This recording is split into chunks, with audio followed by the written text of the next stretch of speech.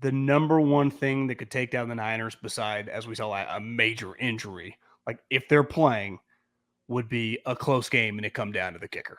Yeah. Right. Because I went out to the golf course on Friday, ton of just Niner people there, and was bullshitting with different people. And it's like, God, how's this team going to lose? And it's just like, well, talking more NFC than like beating the Ravens or whatever in the Super Bowl, but just like, how can they not go to Vegas?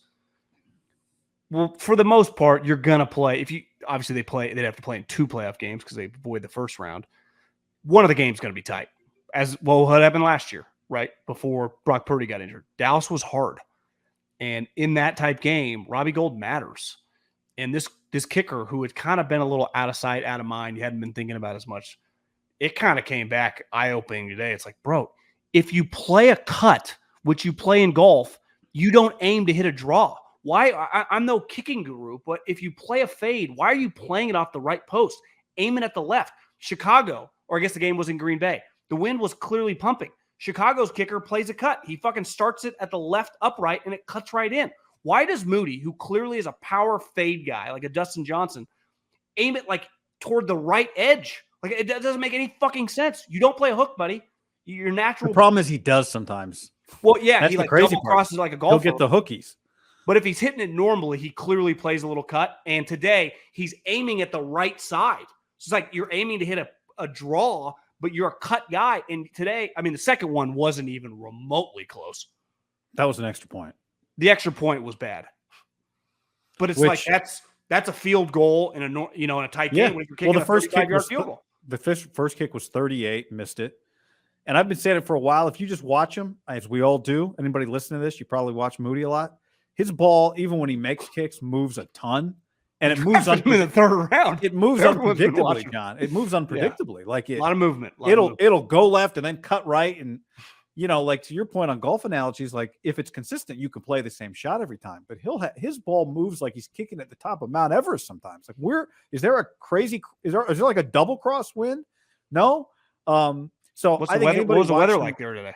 Fine. It was a little cold, but relatively. But I think anybody that's watching him for a while knows that the streak of most extra points made and most kicks made inside of 40, like none of that meant anything to anybody. And I'll use the analogy again. Anybody who watches baseball every day, and only the home team's fans can watch a team every day. There's too many games. So you get to the playoffs, and here comes Brian Wilson, and you look at the stats, you go, third year all-star again for Brian Wilson, 41 saves this year. But everybody watching knows it's a roller coaster because he's going to be all over the zone and he's going to give up a walk and he's going to strike a guy out. And then the catcher's going to have to catch a ball. Who was that A's closer that was the Australian who was like that? Oh, Grant Balfour. Yeah. Yeah. Grant Balfour was the same way.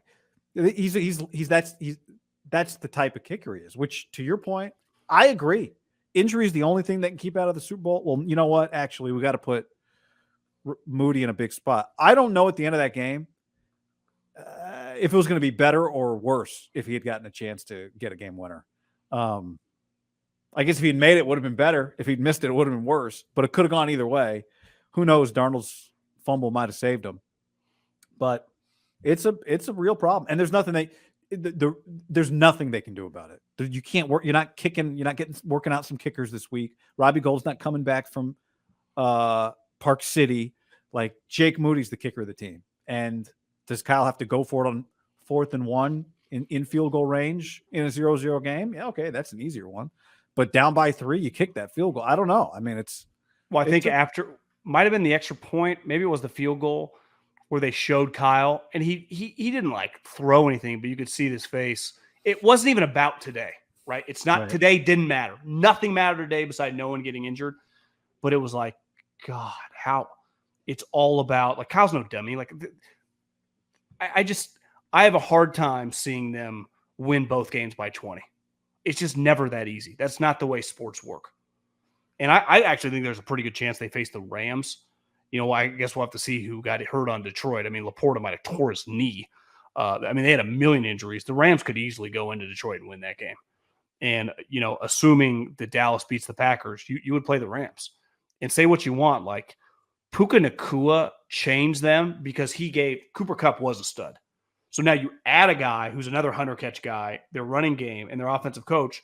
Like, what if their offense is just on? So yeah, their defense isn't great, but like, what if they're just, it's like 17-17 in the third quarter, and you just get in a spot where, like you said, you're at the 40, it's a 40-yard type field goal, 3rd and 7, a ball's, batted, all of a sudden it's field goal 17-17. You got like 2 possessions left in the game, right? Yeah, it's one of those. You're like, fuck.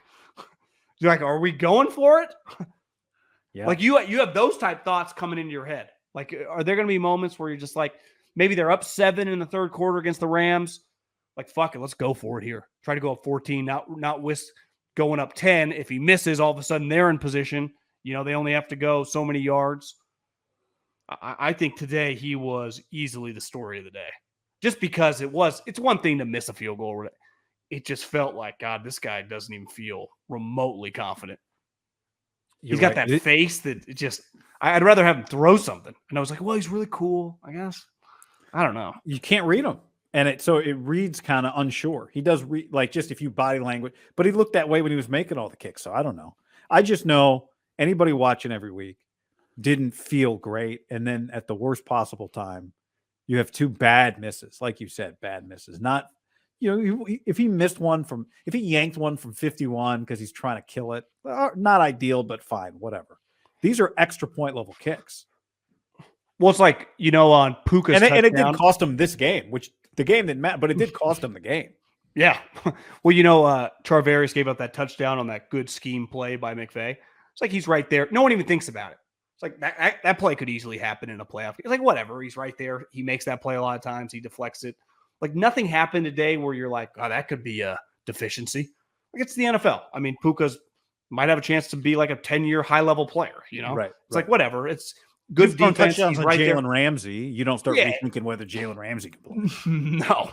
So it's just, holy cannoli. That guy is just, and the huge part of his story, which would be even if he had been an undrafted free agent, it's like they kind of went all in on this guy, given where they drafted him. Now, because of his position, if he were to lose them a game in one of these 3 games, to me, he would not be a lock to be back. Yeah, I agree. Other positions beside quarterback, you probably just wouldn't be put in that position. Even if you're a receiver and dropped a big pass in the NFC Championship game, you wouldn't like cut the guy. To me, the kicker, if he were to have a game where they got fucking upset and he went 0 for 3 or something, to me, it's like use some of that Brock Purdy room to go buy a kicker. Like, sorry, buddy, see ya. You swung, you missed. I had no issue with it, but it failed. And just like Trey Lance, you pivot and you pivot fast. To me, there is tangible pressure on this guy that you just won't know till the game. That's a crazy part about that position. Yeah. Yeah, you won't know. And with a closer, he's coming. With a kicker, you can kind of avoid him. Like, he might not happen for 2 games until the Super Bowl. Well, kind of, John, but if you're like, oh, we're scoring touchdowns, like, well, he's still got to come out there and kick the extra points. But if you're rolling on offense, you can avoid extra points. Don't kill you if you're winning by 15 points. No, they don't kill you, but they can't. Like, you can come out of there with a 35-10 win. Everyone's feeling good, but your guy missed 3 extra points. Like, you're not all feeling good, right? Like, it's. But he can't lose you the game by missing. No, he can't. He can't lose you that game. That's true. Can you get Harbaugh on the phone with him before the next? Like, Harbaugh didn't miss when he was Harbaugh's guy. Harbaugh pumping him up. Harbaugh just loving him, telling him he's the greatest thing he's ever seen. I mean, is the weather too nice for him? I don't know. Early in the season, you could convince me, the wind's a little funky, blah, blah, blah. That's a long time ago. That's a very long time ago. Yeah. So he kind of kicks it like a quarterback who throws too hard but doesn't have touch. Bizarre.